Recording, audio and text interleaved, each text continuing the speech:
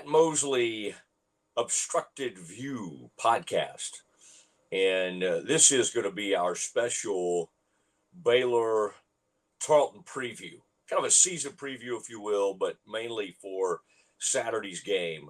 And I want to put things in perspective for you. And a lot of times I'll take off these sunglasses since people sometimes fear I'm blind or something. And hey, I certainly am vision impaired, but occasionally I do prefer those shades for people that have been around me indoors, but it throws people off sometimes. So I'll remove them for now. And I will also explain, since people might wonder, the LH is for Lake Highlands, where my daughter is a senior varsity captain cheerleader. And so we got a first game against Forney on Friday night, and that'll be big. That'll be big. Forney's one of the state's top ranked teams, and a lot of exciting things going on with the Jackrabbits. I grew up in Kaufman, near there, so Lake Highlands will travel to Forney, and so that'll be a big deal. It is the Obstructed View podcast, and in this episode, I want to hit a couple of things, but I want to start with Saturday's game and what it means for Dave Aranda, what it means for the team, what it means for these coaches, and I want to provide a little context for how this will all go and what's going to be going on Saturday. 6:00 is kickoff against Tarleton, which everything I read about Tarleton, even their own website, they call themselves Tarleton State, but somebody that's very close to Tarleton was telling me not to call them Tarleton State, just call them Tarleton. So I'll try to honor that when I mention them, although I don't really want to make it too much about them. News broke this week that their starting quarterback will be out. Victor is his first name, and I think he was, one of their best players, and that's going to hurt them, but I don't think they had much of a chance against the Bears anyway. This is a major opportunity. Again, if they beat Tarleton by 5 or 6 touchdowns, we'll just say, well, they were supposed to do that. But you got to set the tone. In that second game of the season, they'll have to go out to Utah, play the Utes. Extremely tough test. But this marks the beginning of almost an unreal situation for the Bears. They have somehow taken one of the most disappointing and quite honestly humiliating seasons since the Kevin Steele years, and especially given some of the expectations in what they did last year. And now they flipped it to where this program has a little bit of momentum. Texas and Oklahoma leave the Big 12. The Bears now putting together what looks to be a pretty talented 2025 class. In fact, the third best in the Big 12 as far as what they're ranked at this point. Keenan Hall, the running backs coach, has helped in that regard tremendously. But it really comes down to, because of his contract, because of some of the players on the roster they thought he could keep, Dave Aranda made I don't want to say begged, but he made a case on the morning of Baylor's final game against West Virginia last season. I want to come back. It is extremely important to me to have a shot to do this.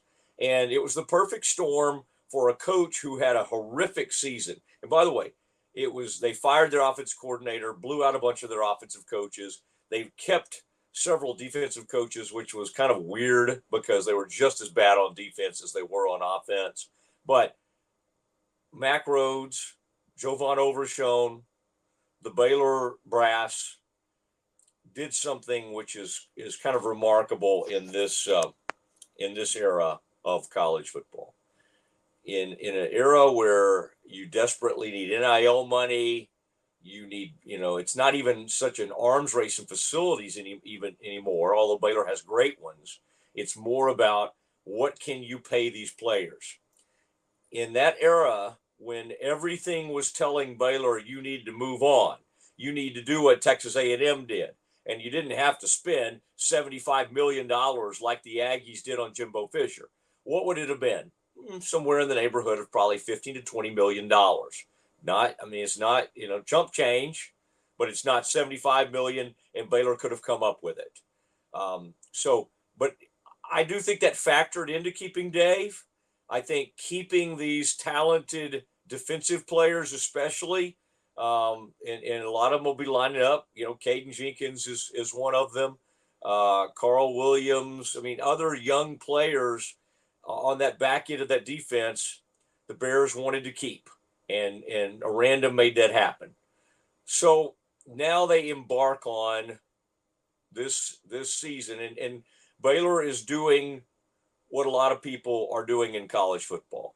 Saw a story from Yahoo and Ross Dellinger in the past 24 to 48 hours, and it suggested that of the, let's say 40 Power 4 quarterbacks, like a stunning, I think it was like 43, okay? 43 Power 3 quarterbacks, 30 of them are transfers. 30 of them come from in the portal.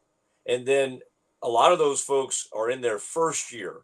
The vast majority, about 23 of those quarterbacks, are coming in as grad transfers or straight portal transfers that will come in as immediate starters.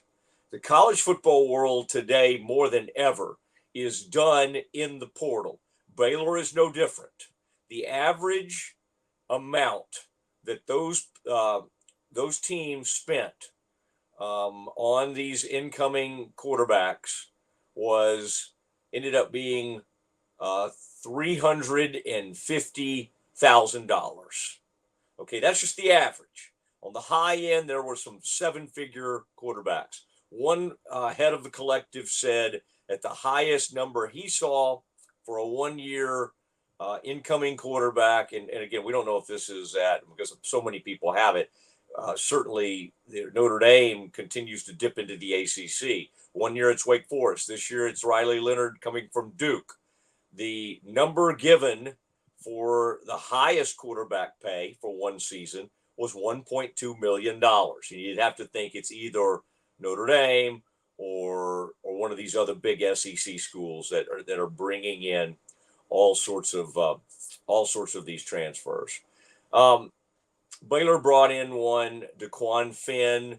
If I had to guess, it would be in the 200 to 400,000 range is what they brought him in for. They had a competition with Sawyer Robertson, who's now in his second year on the Baylor campus. Came from Mississippi State, doesn't have a lot of experience, did get to start some games last year, showed flashes, can move, has athleticism, is big, has all the measurables. Hopefully he will be in the mix moving forward. But for this year, Baylor is needing to catch lightning in a bottle. They are needing to pick up the shreds and just I can't overstate it. Last season was demoralizing for the department, the athletic department, for the entire fan base, for everybody. Again, Dave Aranda was given the opportunity to try one more time at this. And as I've talked about on my radio show, ESPN Central Texas, the Matt Mosley Show, and other places, DeQuan Finn, like Aranda's entire future depend on a couple things. One is himself. He's now going to call defensive plays, and he is going to serve as the defensive coordinator. He has been asked to save his own job. Thought it was very interesting when I had Baylor legend Seth Russell on the radio show here in the past 24 hours that Seth said that Aranda should have made this move earlier, that all signs were pointing the wrong direction. I've made that point. I think it's a valid thing. I think Aranda's hesitancy to take over the play calling last year was the season was already going in the tank. And I don't know that he thought he could affect that much change. And if he had jumped over there and started calling the plays, and then on top of that, they still ended up finishing as poorly as they did, he would have definitely been fired. What it allowed is one layer. And again, I think Dave would hear this and go, no, Mosley, that's not why I did it. I'm just saying there's got to be some reason that he didn't jump in and try to do something more impactful, because I promise you, Mac Rhodes was in meetings with him and asking for changes and asking to do, I mean, like, I would say when it comes to being an AD, he is a lot more hands-on than other athletic directors. So if you think Mac Rhodes was kind of just sitting around hoping for the best, that was not happening last year. I think Mac Rhodes was all over Dave Aranda. Now, I also think he has huge respect for him, and that's why Dave Aranda is still the coach. But I think the question becomes, what does success look like? Not in this first game, not in the first two games. I mean, they'll most likely go 1-1. The thing they can't do to start the season, the thing they can't do is go out to Utah and get blown off the field. You go out there and get beat by 3 or 4 touchdowns, it's a major problem, and it sets the season on the wrong course. Can they recover from it? Probably so. But it's a very difficult thing for Dave and the entire staff to be put in a position where, and there's reasons for it. It goes even back to scheduling. This schedule goes back a good ways with Utah. And this game, in case you missed it, is not go. Even though Utah is now in the conference, this is not going to count as a conference game. That's good and bad news. The good news is it doesn't hurt your conference championship hopes in any way if you lose to Utah. The bad news is it's a tough environment, and it's a tough place to go early in the season. What you hope is, especially with them having a veteran quarterback. Now, the Bears have a veteran quarterback too. He's just not a veteran to this offense, to this program, to this school. What do we know? I mean, I was thinking about this when I was interviewing. We had Seth Russell on the other day, and I had JJ Joe on recently on the Obstructed View podcast. And there's no reason DeQuan Finn can't. Baylor's had some guys step in as like either true freshmen or redshirt freshmen and perform extremely well. Again, he's not. He's got experience. It's just he's new to the program. But when I think about people who didn't have to wait their turn, who were very good early at Baylor, I would think JJ Joe, who we had on the other day. Jeff Watson, people will laugh that have known about Baylor for a long time. Jeff's a good guy. I think Jeff was probably having too good of a time when he was at Baylor. But the truth of the matter is, his freshman year, he stepped in and he put up big numbers. So the Bears, and then, of course, RG3 took over at a very early age. And it was a little bumpy at first, but certainly had extreme success early in his career at Baylor. So, and that was different because Briles liked to let people wait their turn. Bryce Petty ended up waiting his turn. Before him, Nick Florence certainly waited his turn. Seth Russell, after Bryce Petty, waited his turn. Stidham was going to have to wait his term, but got thrown in because of injury. And so I think what we're about to embark on is really one of the most fascinating stories in collegiate athletics right now. I think this story with Aranda, defensive genius, trying to save his own job as a play caller, trying on the fly to bring in a brand new offense. Let me tell you something Baylor does not skimp on, and that is coaches' salaries. I'm not even just talking about Aranda. The guy who's lit a fire to recruiting, Keenan Hall, I promise you they didn't get him for SMU on some kind of bargain basement. SMU is headed to the ACC. SMU pays big money. Baylor doesn't put out salaries. If I were guessing, as the assistant head coach and running backs coach for Baylor, Keenan Hall is probably making somewhere in the neighborhood of $300,000 to $500,000. Okay, that is more than most, unless you're like at Alabama or somewhere, most position coaches are going to get. Baylor never skimps on assistant coaches. Jake Spavital. What do you think, Jake Spavital, to leave Cal, where he's having some success? He's been a head coach. What do you think he's making to be the offense coordinator at Baylor? I would think that it's somewhere in the neighborhood of $600,000 to $800,000. All right, I don't think it's at $1 million, but again, Baylor pays coaches, so there have been huge resources, both from Baylor's donors. Thank you, Jeremy Fudge, longtime buddy of mine. He has the Fudge, football operations center. It's the development center, and it's gorgeous. You saw videos of the players going into it. So, I, if you wanted to look at NIL, which is probably going to be in the $5 to $6 million range. I'm talking about the budget for football this season, then the coaches, then what they've poured into the facilities. I mean, you're getting into just for this season, and if you want to put Dave's salary in there or whatever, I mean, you're talking about like $50 million. You're talking, I mean, like that's the baseline.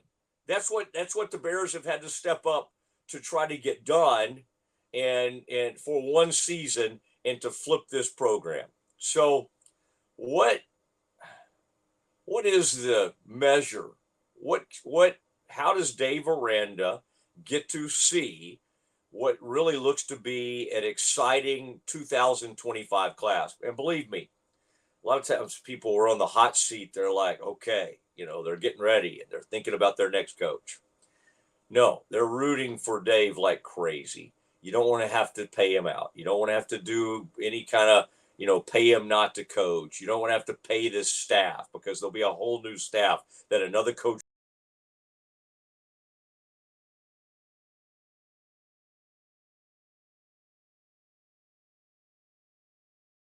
not want to have to do something like that. And it's something that we need to kind of keep an eye on. Now, what is the baseline of activity? What do the Bears have to do to make sure?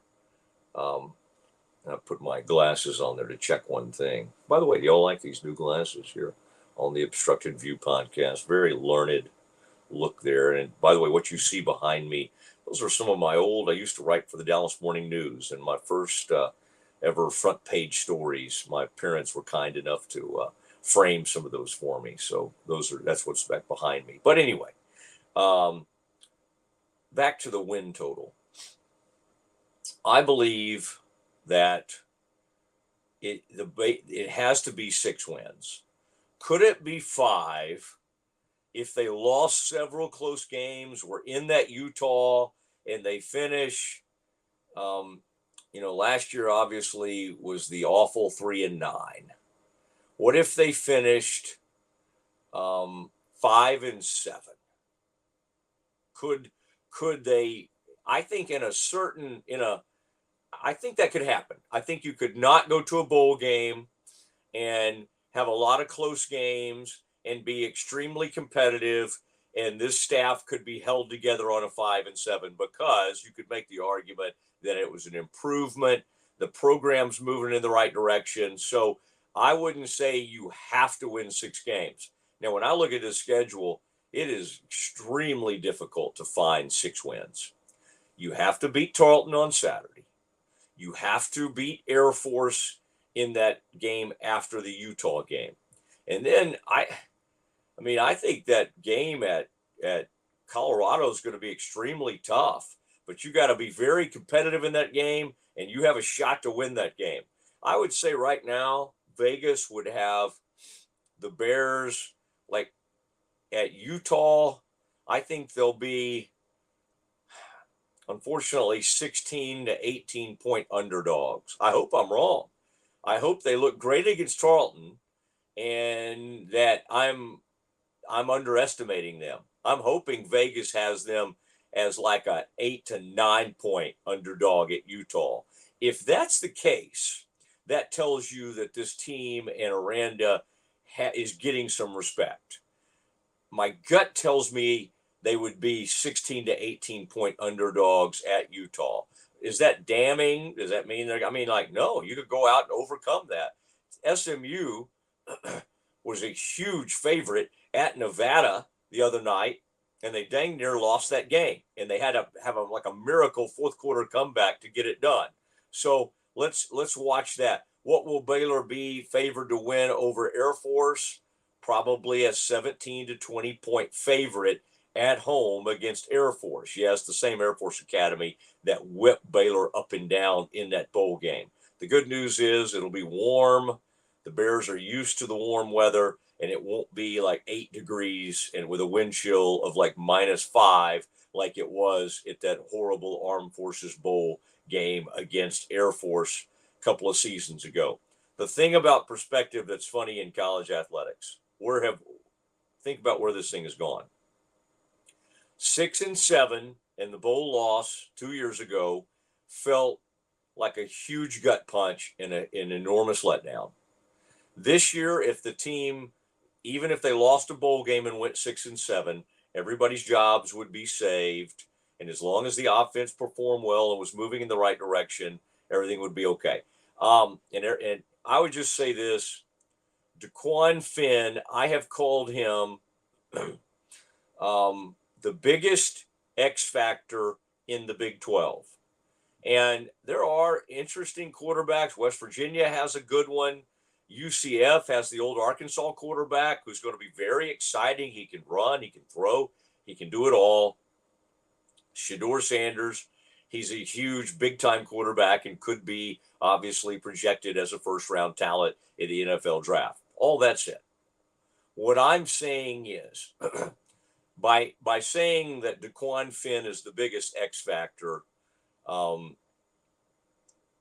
it is Baylor could go they could have 4 wins this season, and I think the ceiling is 8 wins. It is a huge shift that they have, and I think after Utah and after Kansas State, Kansas, and maybe let's throw Oklahoma State in with Iowa State kind of knocking on the door. Okay, those are the teams that are either ranked or close to being ranked at the beginning of the season. Everybody else is on a very similar tier. Maybe Arizona State's going to be bad. Maybe Cincinnati's going to be bad again. Maybe BYU is going to be bad this season. That's fine. Put them in the final last tier. Everybody else, Arizona could be good. Baylor could be pretty good. TCU could bounce back and be pretty good. It's as wide open as it's been. We thought Texas was going to be really, really good last year. They were. They for once fulfilled expectations and went to the playoff. They're gone. We'll still talk about them from time to time. We'll pay attention. But I mean, I haven't even really concerned. I asked somebody this morning, hey, remind me who Texas is playing. Like, I'm not that concerned. I know who A&M's playing because my daughter's going to be at the game, and that could be a great matchup. Notre Dame coming in there. There's some really fun stories dating back to an old Cotton Bowl game between those teams that I read on ESPN.com. Cool story, by the way, Dave Wilson on ESPN.com that you want to try out. So on Saturday, I've got the Bears winning 45-7. 45-7. Get a big lead. DeQuan Finn does not need to be in there for much of the second half at all. Maybe the first series of the second half. Get everybody out of there. Offensive line needs reps. Okay, you do need to get the offensive line reps, but I think Sawyer Robertson needs to be playing a bunch in the second half. And then if you got a big lead, get the third stringer in there. Get the third string quarterback in there, and you go from there. So 45-7 is my prediction, and I just want to see everybody function well and get some excitement back in that stadium and get some good vibes. Okay, you as much as we've had fun off season, the Patterson story was fun, all the weirdness of that.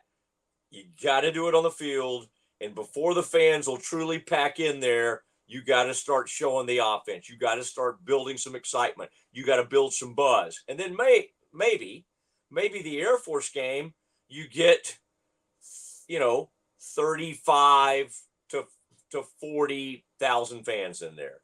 Do I think it'll be the announced crowd will be like 38 or something on Saturday.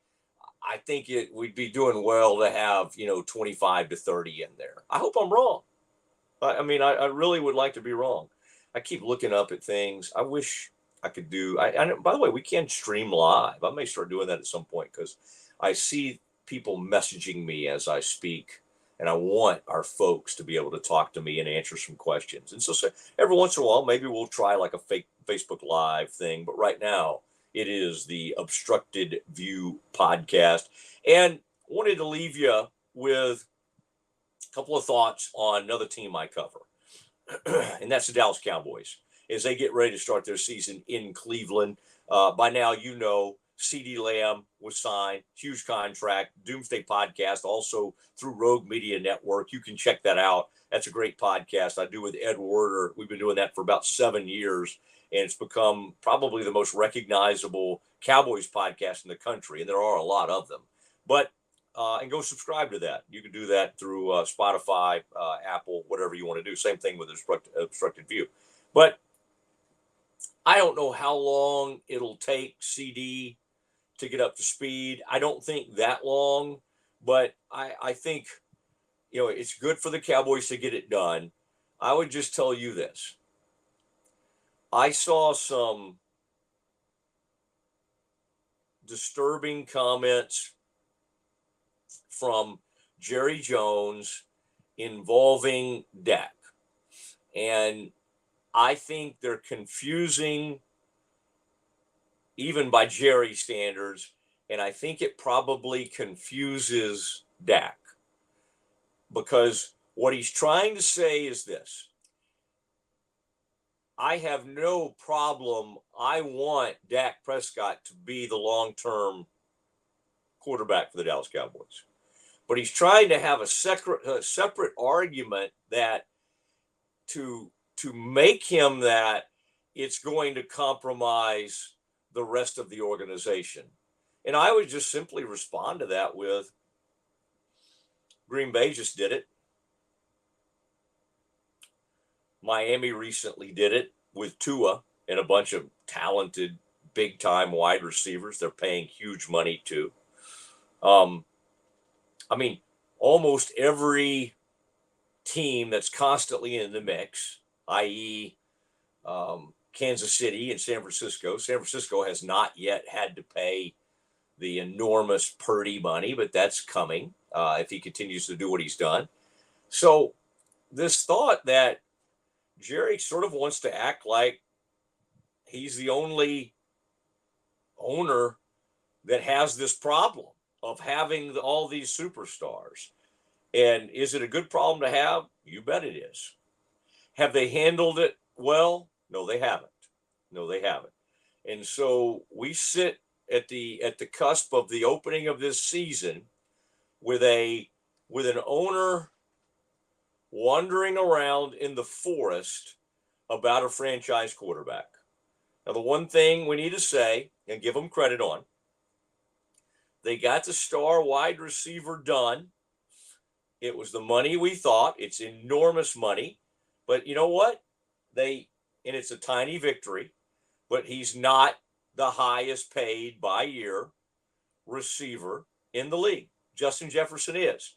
And to CD and his agent's credit, they didn't push this thing out. And so that was a bit of a concession because I think the Cowboys players always believe, especially superstars, that given their platform and given their persona and all of that, I did want to add one thing to CD. He has reported with 15 pounds of extra weight. But before you get too concerned, apparently it is muscle. And he's saying it'll help him absorb some blows. Much like anybody, I think once he shows up and starts going through practice and gets in games, he's actually going to drop some weight. But he's at least saying this was intentional to put on weight. Of course, that's what I'm going to start telling people as well. But in CD's case, it's probably true because he at least by the appearances of all the videos, has been putting in the time on the beach, Cowboys holdouts always love a good beach, whether it's Cabo or wherever they or the Bahamas. They like to get on the beach, get in the sand, and do some good prep work. And next year's holdout could be Micah Parsons. It won't be Dak. Dak will either be with another team or have a long-term deal with the Cowboys. And why does he have that much leverage? Because the Cowboys constantly give it to him with the way they deal with him.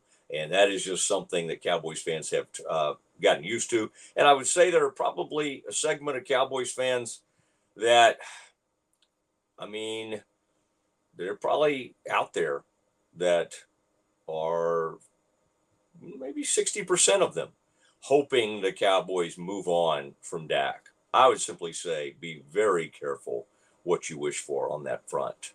It is Matt Mosley's Obstructed View podcast. Great to be with you on this one. We'll react. I'll have reactions. I've got much more podcasting to do, but I wanted to get you ready for this Baylor season for Rogue Media Network and my man Mike. I just want to say have a great one, and we will talk to you soon.